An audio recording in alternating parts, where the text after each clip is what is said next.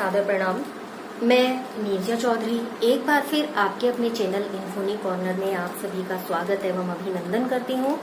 आज का जो हमारा टॉपिक है बायोलॉजी ही चल रहा है, तो आज जो हमें पढ़ना है, हमें एविडेंस के रिगार्डिंग पढ़ना है।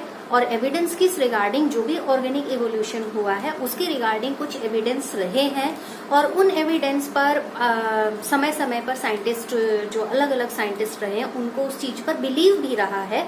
तो इसीलिए जब भी हम ऑर्गेनिक इवोल्यूशन पढ़ते हैं तो उससे रिलेटेड एविडेंस यानी कि उससे रिलेटेड प्रमाण की हम जरूर बात करते हैं। तो आज का जो टॉपिक हमारा है वो है जो जैव विकास से संबंधित प्रमाण है, यानी कि एविडेंस ऑफ ऑर्गेनिक इवोल्यूशन।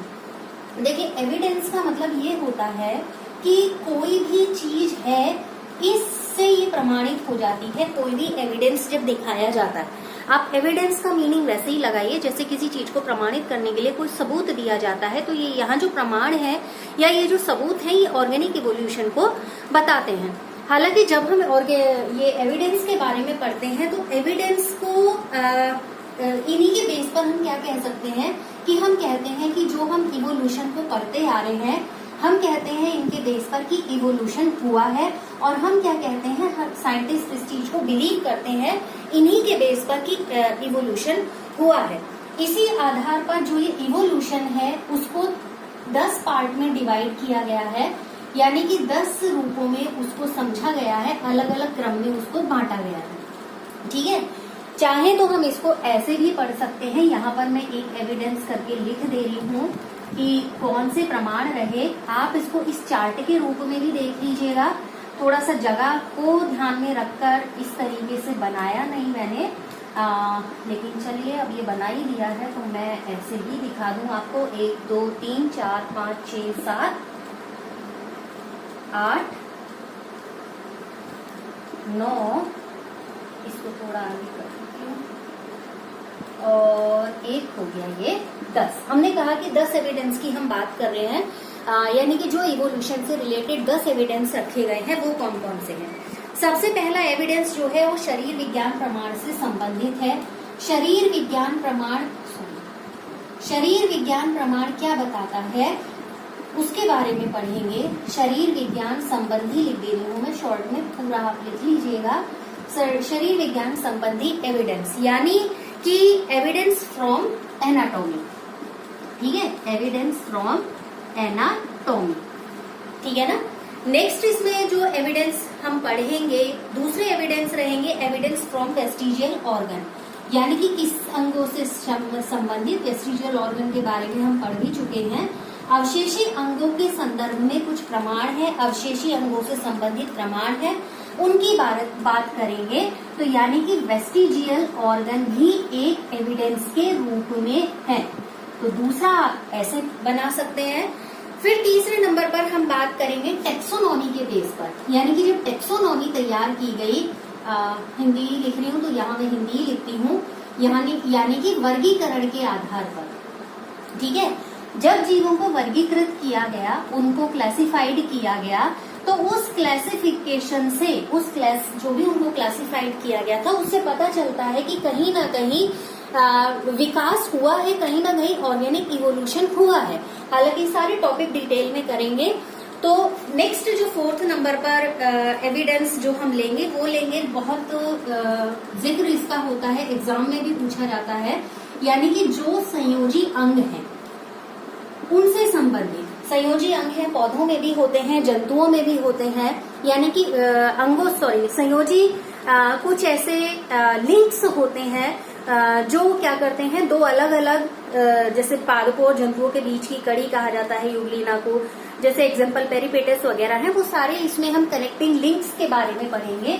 तो जो हमें नेक्स्ट एविडेंस मिलते हैं वो कनेक्टिंग लिंक्स के बेस पर मिलते हैं, यानी कि जो संयोजक कड़ियां हैं उन संयोजक कड़ियों के, संयोजी कड़ी कहेंगे इसको, अंग लिख दिया मैंने, संयोजक कड़ी के बेस पर उनको हम पढ़ेंगे। यानी कि कुछ ऐसी स्पीशीज होती हैं जो कनेक्टिंग स्पीशीज होती हैं, दो डिफरेंट स्पीशीज के बीच में वो कहीं ना कहीं ये बताती हैं कि जो पहली स्पीशीज है वो डेवलप हुई, इस अवस्था में आई और तब आगे वाली अवस्था में गई। उस बीच वाली अवस्था के बहुत सारे स्पीशीज डिस्ट्रॉय हो गई, खत्म हो गई, लेकिन कोई एक स्पीशीज एज ए एविडेंस आज भी अवेलेबल है, जैसे हम युगलिना की एक बात कर रहे हैं, बाद में डिटेल करेंगे।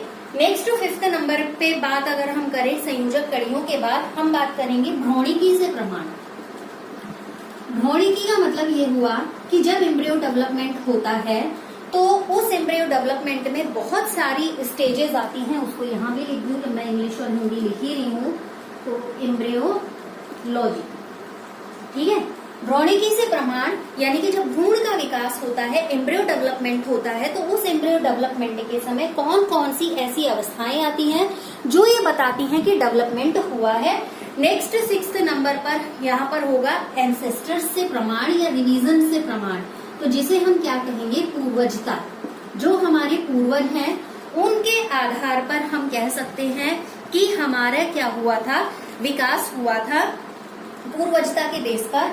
नेक्स्ट इसमें हम लेंगे कार्यकी के आधार पर, मैंने पूर्वजता को लिखा नहीं है, मैं रिवीजन लिख लूं यहाँ तो आप समझ जाइएगा। रिवीजन मतलब जब हम बैक में स्टडी करते हैं तो हमें उससे कहीं ना कहीं कुछ एविडेंस वहां पर दिखाई देते हैं। यहाँ मैं लिख रही थी कि जो कार्यकी है यानी कि फिजियोलॉजी है और जो जीव रसायन है, इनसे भी हमें क्या मिलेंगे, प्रमाण मिलते हैं।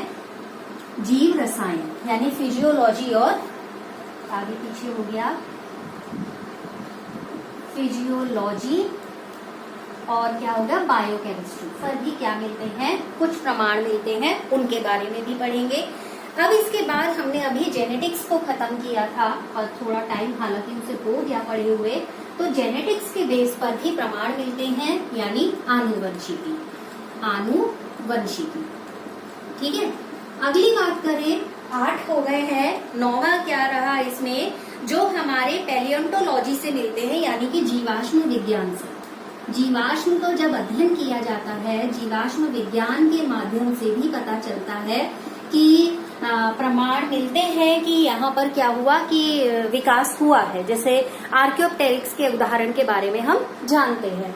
फिर अगला जो लास्ट है इसमें है भौगोलिक वितरण, यानी कि किस तरीके से ज्योग्राफिकल डिस्ट्रीब्यूशन ये प्रमाणित करता है कि जो इवोल्यूशन है वो हुआ है, ठीक है।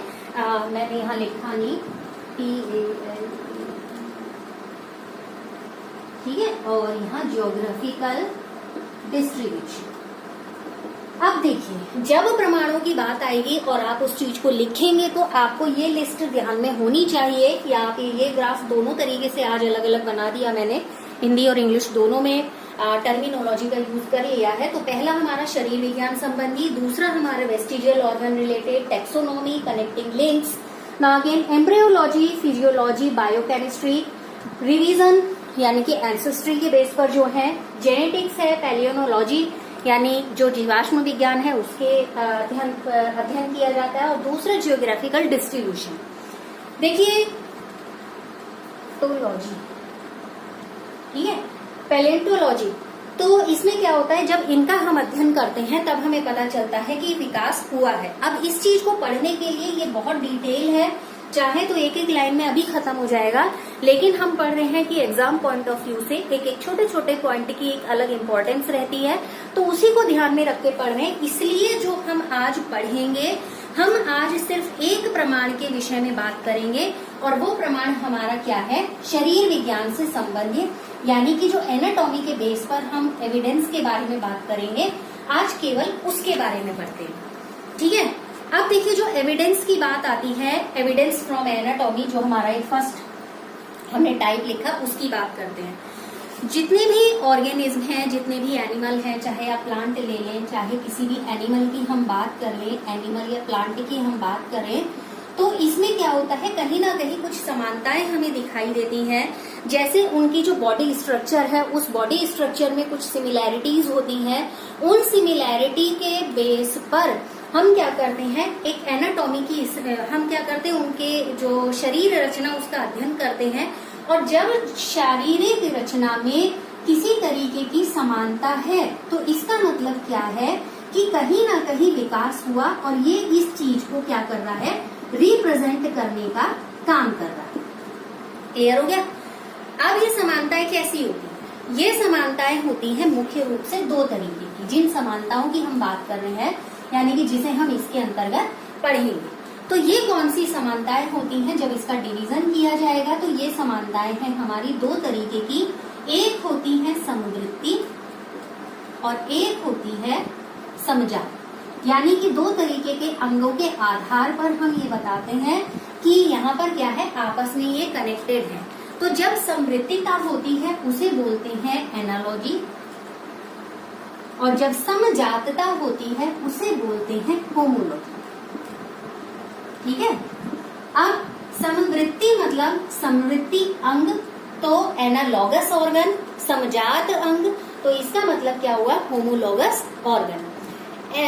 एनालॉगस ऑर्गन और होमोलॉगस ऑर्गन क्या होते हैं, ये देखिए एक्चुअली ये वाले ऑर्गन और इन वाले ऑर्गन में कई ऐसे ऑर्गन हैं जो दिखने में समान लगते हैं, लेकिन कई बार उनके काम अलग अलग होते हैं। ठीक है। तो इनका जो डिवीजन किया गया है, इनका डिवीजन किया गया है इनके काम और इनके ओरिजिन के बेस पर। ठीक है। यानी कि दो आधार पर डिवीजन है, ध्यान से सुनिएगा। दो आधार पर डिवीजन है, एक तो ओरिजिन के बेस पर और एक उनका क्या काम है, यानी कि वो किस तरीके से फंक्शनिंग करते हैं, इसके बेस पर इनका डिवीजन किया गया। तो सबसे पहले हम एनालॉगस ऑर्गन की बात करते हैं कि एनालॉजी क्या होती है। ये एक ऐसे तरीके की सिमिलैरिटी होती है, यानी कि जिनमें काम के आधार पर तो समानता होती है, अलग अलग ऑर्गन है और उन अलग अलग ऑर्गन में काम के आधार पर समानता है, लेकिन इनका जो ओरिजिन होता है वो अलग अलग होगा। ठीक है। ओरिजिन अलग होगा, लेकिन काम क्या होगा इनका, फंक्शनिंग क्या होगी, फंक्शनिंग समान होगी, एक सी ही ये फंक्शनिंग करेंगे। ठीक है ना। अब यानी कि एनालॉगस ऑर्गन को हम एक लाइन में कहें तो समान काम करने के लिए ये समान दिखाई देते हैं, तो ऐसे ऑर्गन को क्या कहा जाता है, एनालॉगस ऑर्गन कहा जाता है। इसमें आप उदाहरण क्या ले सकते हैं, जैसे मैं इसको थोड़ा सा इरेज कर देती हूँ, ये जगह खाली हो जाएगी, इसको भी इरेज ही कर देती हूँ।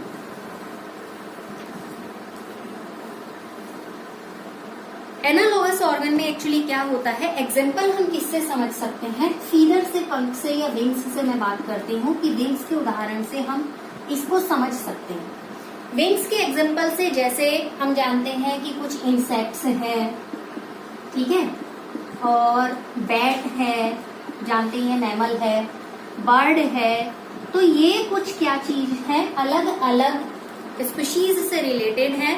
और इसी में होता है, एक और उदाहरण मैं यहाँ पर लूंगी, हालांकि वो विलुप्त हो चुका है, टेरोडेक्टाइल का एग्जाम्पल और मैं यहाँ पर लूंगी। ठीक है। टेरोडेक्टाइल ये एक ऐसा रेप्टाइल था जो इस समय नहीं है, जो क्या हो गया है, विलुप्त हो गया है। ठीक है। एक बैट को हम जानते हैं ये मैमल है, यानी कि स्तनधारी है, ये सरीसृप है, ये पक्षी वर्ग में आता ही है और ये कीट वर्ग में आता ही है।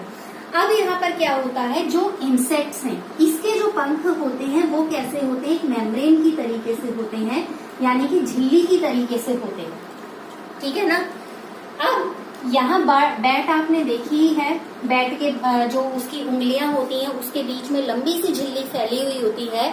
उस लंबी सी फैली हुई झिल्ली के क्या रूप धारण करती है, पंख के रूप में दिखाई देती है और उससे ही वो क्या काम करेगी, उड़ने का काम करती है। ठीक। अब इसमें क्या है कि जो चमगादड़ है, चमगादड़ के पंख जो हाथ की जो उंगलियां हैं, उन उंगलियों के चारों ओर और जो उसकी बॉडी है उसके चारों ओर जो उसकी स्किन होती है वो स्किन फैल जाती है और फैलने के बाद वो क्या काम करती है, एक फोल्ड जैसे, वलन जैसे बना लेती है और जिस वलन को हम कहते हैं पेंटेजियम। ठीक है। पेंटेजियम, ये ध्यान रखिएगा। ठीक है। ये वलन क्या कहलाता है, पेंटेजियम। अब जितने भी हमने उदाहरण लिए, हम चाहे बर्ड का ले रहे हैं ये या टेरोडेक्टाइल का ले रहे हैं, सभी का क्या काम होता है, उड़ने में मदद करना होता है। इसी तरीके से उत्पत्ति के आधार पर अगर हम ये कह दें तो इनमें उत्पत्ति के आधार पर जैसे टेरोडेक्टाइल की मैं एक बार फिर से बात करूंगी कि इसके जो पंख होते हैं, उसकी फिंगर्स हैं, अगली टांगे हैं, और जो उसके धड़ है, जो उसका धड़ है यानी कि बॉडी है, उससे एक झिल्ली जैसी फैली हुई होती है, झिल्ली भी ना कहूं, पीछे तक एक स्किन फैली हुई होती है, खिंची हुई स्किन होती है, जिससे टेरोडेक्टाइल के क्या बनते हैं, पंख बनते थे और जो उसके उड़ने में सहायता करते थे। यहाँ पर एक उदाहरण, ये पंखों वाला उदाहरण तो हमने कई बार पढ़ा है, सुना है, लेकिन एक और उदाहरण यहाँ पर मैं ऐड करना चाहूंगी मैं फिन्स का। आप फिन्स, फ्लिपर्स, ठीक है, अलग अलग ध्यान रखिएगा इसको। फिन्स हो गए, फ्लिपर्स हो गए और पैडल्स हो गए। पैडल्स वो चप्पू जैसी जो संरचनाएं होती हैं। देखिए फिन्स का, पैडल्स का और फ्लिपर्स का, इनका क्या काम है? तीनों का काम है एनिमल को वाटर में स्विम कराना या उसके तैरने में मदद करना, ठीक है। अब फिन्स किस में मिलते हैं? फिश में मिलते हैं। फ्लिपर्स किस में मिलते हैं? सील में मिलते हैं। और पैडल किस में मिलते हैं? वेल में मिलते हैं। फ्लिपर और पैडल जो होते हैं, ये फ्लिपर और पैडल यानी कि फोर लिम्ब जो होते हैं, अग्रपाद जो होते हैं, उनका एक मॉडिफिकेशन है। किसका मॉडिफिकेशन है? फोर लिम्ब का मॉडिफिकेशन है, ठीक है। फोर लिम्ब मॉडिफाई हो जाते हैं और उसके बाद ये कैसे हो जाते हैं? ये फ्लिपर या पैडल में कन्वर्ट हो जाते हैं। इनकी जो मौलिक रचना है, ये मौलिक रचना पेंडेक्टाइल के तरीके के आधार पर ही होती है, जैसे कि पेंटाडोक्टाइल जिसको हम बोलते हैं, उसी के बेस पर इनकी जो बेसिक स्ट्रक्चर होता है वो उसके आधार पर ही होता है। दूसरा, अगर हम यहाँ पर बात करें कि जब हम ये विकास का पढ़ रहे हैं और हमने यहाँ पर कहा कि जो ये विकास हुआ है उसमें समजात समवृत्ति अंग क्या करते हैं या एनोलॉजी बहुत इंपॉर्टेंट रोल प्ले करती है, तो इसमें हम विकास के दो रूप जानते हैं, एक कन्वर्जेंस और एक हम जानते हैं डाइवर्जेंस। तो यहाँ पर जो इस तरीके से एवोल्यूशन को हम पढ़ते हैं, वो किस तरीके के इवोल्यूशन को इंडिकेट करता है? वो इंडिकेट करता है कन्वर्जेंट टाइप के इवोल्यूशन को, ठीक है। वो कैसे इवोल्यूशन को बताता है? कन्वर्जेंट इवोल्यूशन को, ठीक। कन्वर्जेंट इवोल्यूशन हिंदी में मतलब हो गया इसका अभिसारी विकास को, ठीक है। कैसे विकास को? अभिसारी विकास को। अब अभिसारी विकास कैसे हुआ या कन्वर्जेंट इवोल्यूशन किस तरीके से हुआ? जो जितने भी एनिमल हमने यहाँ पर पढ़े, ये सारे के सारे एनिमल का जो डेवलपमेंट हुआ, इनकी एंसेस्ट्री बड़ी अलग अलग रही, तो इसीलिए इनमें क्या हुआ? एनालॉगस ऑर्गन्स जो भी सिमिलैरिटी दिखाते हैं या सिमेट्री दिखाते हैं, वो कन्वर्जेंट इवोल्यूशन को ही रिप्रेजेंट करने का काम करती है, ठीक है। अलग अलग स्पीशीज से बनने के बावजूद भी यहाँ पर क्या हुआ? ये भी स्विमिंग में हेल्प कर रहा है, ये भी स्विमिंग में हेल्प कर रहा है। भले ही ये बने अलग अलग तरीके से हों, लेकिन काम ये एक सा कर रहे हैं। तो ये किस चीज का उदाहरण है? आपका कन्वर्जेंट इवोल्यूशन का उदाहरण है। और ये क्वेश्चन पूछा गया है एनालॉगस ऑर्गन्स या एनालॉजी जो है वो किस तरीके के इवोल्यूशन का एग्जाम्पल है, तो उसको ध्यान में आप रखेंगे। नेक्स्ट हम बात करते हैं, ये तो था एनालॉजी के बेस पर। दूसरी हम बात करते हैं होमोलॉजी के आधार पर। होमोलॉजी में क्या होगा? जो हमने इसमें पढ़ा, हमने कहा कि काम समान होते हैं लेकिन जो उनका ओरिजिन है वो ओरिजिन अलग अलग होता है। होमोलॉजी में ये चीज बिल्कुल उल्टा हम पढ़ेंगे। हम कहेंगे कि ओरिजिन एक हो सकता है लेकिन उसमें सबके काम अलग अलग होते हैं। तो ऐसे ऑर्गन को हम क्या कहेंगे? होमोलॉगस ऑर्गन्स कहेंगे, जिनकी उत्पत्ति तो समान हुई लेकिन उनके काम क्या हो गए? अलग अलग हो गए।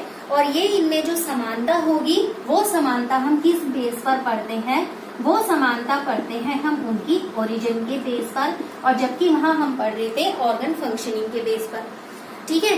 तो एक लाइन में अगर मैं कहूँ तो ऐसे हम जो ओरिजिन में समान होते हैं लेकिन अपने आप को अलग अलग कामों के लिए अडेप्टिव बना लेते हैं, ऐसे ऑर्गन कहे जाते हैं होमोलॉगस ऑर्गन। एग्जाम्पल हम क्या ले सकते हैं? पक्षी, बर्ड का ही एग्जाम्पल लेते हैं। इसमें होमोलॉगस में क्या होंगे? जैसे बर्ड के फीदर होते हैं, पंख होते हैं, चमगादड़ के अभी हमने पढ़े क्या होते हैं, पेटेजियम होते हैं। ठीक है, चमगादड़ के क्या होते हैं, पेटेजियम होते हैं। वेल के क्या है, चप्पू है, पैडल की बात कर रहे हैं हम। ठीक है, और फ्लिपर हो गए। ये एक उदाहरण आप ले लें। अगर इसी में हम और जोड़ लें तो जैसे घोड़े के टांगे ले लें, मनुष्य के हाथ ले लें, तो ये सब क्या है, ओरिजिन में एक से है। यानी कि अगर हम इनकी स्केलेटल स्टडी करते हैं तो पेटेजियम ले लें या फीदर ले लें और या फिर हम ये क्या है, पैडल ले लें, फ्लिपर ले लें या अपने हाथों को ले लें, घोड़े के आगे वाले टांगों को ले लें, तो इन सब का विकास किससे हुआ है, ओरिजिन किससे हुआ है, फोर लिम्ब से, यानी कि अग्रपादों से। और इनमें क्या क्या समानता मिलती है, इनमें बहुत समानता दिखाई देती है। यानी कि अगर मूल रचना की बात करें तो इन सभी में आप चाहे इनमें से किसी को भी पढ़ लें, और इसमें मनुष्य को भी अगर मैं ऐड कर लूं, उसके हाथों की बात कर रहे हैं, मनुष्य को मैंने ऐड कर लिया और घोड़े के टांगों को हमने ऐड कर लिया। ठीक है, अगर हम इनकी स्टडी करते हैं, स्केलेटल स्टडी हम इनकी करते हैं, तो हम देख पाते हैं कि सभी में जो अग्रपाद की हड्डियां होती हैं, फोर लिम्ब की जो हड्डियां होती हैं, वो सभी में एक समान होती हैं। यानी कि फेलेंजेस भी होंगी, मेटाकार्पल्स भी होंगे, कार्पल्स भी होंगे, रेडियस अल्ना भी होगी, और यहाँ पर ये क्या होगा, ह्यूमरस भी होगी। तो ये यानी कि कहीं ना कहीं इन सब की उत्पत्ति क्या हुई है, एक ओरिजिन क्या है, इनका एक ही है। लेकिन बर्ड के फोर लिम्ब क्या काम करेंगे, उड़ने में सहायता करेंगे। यहाँ भी उड़ने में सहायता करते हैं, लेकिन मैमल का एग्जाम्पल है इसलिए बैट को हमने लिया। ये तैरने में सहायता करते हैं, मनुष्य के हाथ चीजों को पकड़ने में सहायता करते हैं, घोड़े की टांगे दौड़ने में सहायता करती हैं। तो अलग अलग तरीके से इन्होंने काम के लिए अपने आप को अडेप्टिव कर लिया, यानी कि एक अनुकूलन इन्होंने अपना लिया। अब इसी में दूसरा एग्जाम्पल हम ले सकते हैं इंसेक्ट्स का। ठीक है, इंसेक्ट्स के माउथ पार्ट्स का यहाँ पर एग्जाम्पल लेंगे। इंसेक्ट्स के माउथ पार्ट्स का देखिए, इंसेक्ट्स के माउथ पार्ट्स की अगर हम बात करें तो कॉकरोच है। कॉकरोच के जो माउथ पार्ट्स होते हैं वो काटने और चबाने में, यानी कि कटिंग और च्यूइंग में काम करते हैं। ठीक है, फिर अगर हम बात करेंगे मच्छर की, तो उनके क्या होते हैं, भेदने और चूसने में ऑर्गन काम करते हैं, यानी कि पियर्सिंग और सकिंग में काम करते हैं। मक्खी के जो ऑर्गन माउथ पार्ट्स होते हैं वो स्पंजी होते हैं, और जो बटरफ्लाई है उसके साइफोनिंग टाइप के होते हैं। लेकिन इन सभी के माउथ पार्ट्स की जो मूल संरचना होती है, वो मूल संरचना यानी ओरिजिन एक सा होता है। माउथ पार्ट तो है, माउथ है, लेकिन सभी इंसेक्ट्स की अपनी अनुकूलन के हिसाब से काम अलग अलग हो गए हैं। तो यहाँ पर जो माउथ पार्ट्स काम कर रहे हैं, सभी इंसेक्ट्स के एग्जाम्पल से भी हम इसको समझ सकते हैं। इसके उदाहरण से तो हम पढ़ चुके हैं, लेकिन ये अदर एग्जाम्पल यहाँ पर ऐड करने की कोशिश की। उसके बाद क्या होती है, जब होमोलॉजी की बात हो ही रही है, तो होमोलॉजी को 3 तरीके से डिवाइड किया गया है। पहला प्रकार कौन सा बताया है, यानी कि जब होमोलॉगस ऑर्गन्स को हमने पढ़ा, पहला प्रकार है फाइलोजेनेटिक होमोलॉजी। फाइलोजेनेटिक होमोलॉजी में एग्जाम्पल आपका आएगा होमोलॉजी, मनुष्य के हाथ और घोड़े के पैर। ठीक है, घोड़े की टांग मतलब। दूसरा आपका इसमें जो डिवीजन है या प्रकार है, वो आपका आता है सेक्सुअल होमोलॉजी। सेक्सुअल होमोलॉजी में क्या आएगा, जैसे जो एक उत्पत्ति अलग अलग सेक्स ऑर्गन्स की होती है, लेकिन वो अलग बनते हैं। जैसे आप ऐसे समझिए, मेल में क्या होते हैं, टेस्टिस होते हैं। ठीक है, मेल में क्या हुए, टेस्टिस, लेकिन फीमेल में क्या होता है, ओवरी। फीमेल में क्या होगा, ओवरी। तो इस तरीके की होमोलॉजी को, उत्पत्ति तो समान है लेकिन इन दोनों के काम अलग अलग है, तो इसे क्या कहा गया है, सेक्सुअल होमोलॉजी। और अगला जो तीसरा डिवीजन है, ये डिवीजन है सीरियल होमोलॉजी का, यानी कि ये सीरियल होमोलॉजी को दिखाता है। और सीरियल होमोलॉजी में क्या होता है, सीरियल होमोलॉजी में एक ही जंतु के या एक ही एनिमल के 2 ऑर्गन्स में समानता होती है। अगर ये समानता ओरिजिन के आधार पर हो, तो उसको क्या कहते हैं, सीरियल होमोलॉजी। अब ओरिजिन के आधार पर समानता हो लेकिन अंग अलग अलग हो, तो इसका उदाहरण क्या हो सकता है, इसका उदाहरण हो सकता है मनुष्य के हाथ और पैर। ओरिजिन एक सही है, ठीक है, लेकिन दोनों के क्या है, हाथ और पैरों के काम अलग अलग हैं। तो यहाँ पर जो होमोलोगस ऑर्गन्स हम पढ़ रहे हैं, होमोलोगस ऑर्गन्स में ये दो अलग अलग उदाहरणों से समझा। होमोलॉजी को जो हमने डिवाइड किया वो 3 तरीके से हम उसको डिवाइड कर सकते हैं। अब बात आती है, वहां हमने कन्वर्जेंट इवोल्यूशन की बात करी, तो जब हम होमोलॉजी को पढ़ते हैं या होमोलोगस ऑर्गन को पढ़ते हैं तो वो होमोलोगस ऑर्गन किस तरीके के इवोल्यूशन को रिप्रेजेंट करते हैं। ये अपोजिट इवोल्यूशन को यानी कि डाइवर्जेंट इवोल्यूशन को प्रेजेंट करते हैं, ठीक है, डाइवर्जेंट इवोल्यूशन। डाइवर्जेंट इवोल्यूशन यानी जो अभी हमने वहां पर हिंदी में पढ़ा, हमने कहा वो क्या था, अभिसारी विकास था, और इसका हिंदी में क्या होगा, अपसारी विकास। आप समझ रहे हैं, ओरिजिन एक है लेकिन क्या हो गया, डाइवर्जन हो गया है उसमें, और वो उत्पत्ति समान है, सबने अपने अपने स्थान बदले और उन स्थानों के हिसाब से अलग अलग व्यवहार करना शुरू कर दिया, यानी कि फैलाव जैसा यहाँ पर हुआ। तो ये क्या हुआ, आपका अपसारी इवोल्यूशन को रिप्रेजेंट करता है।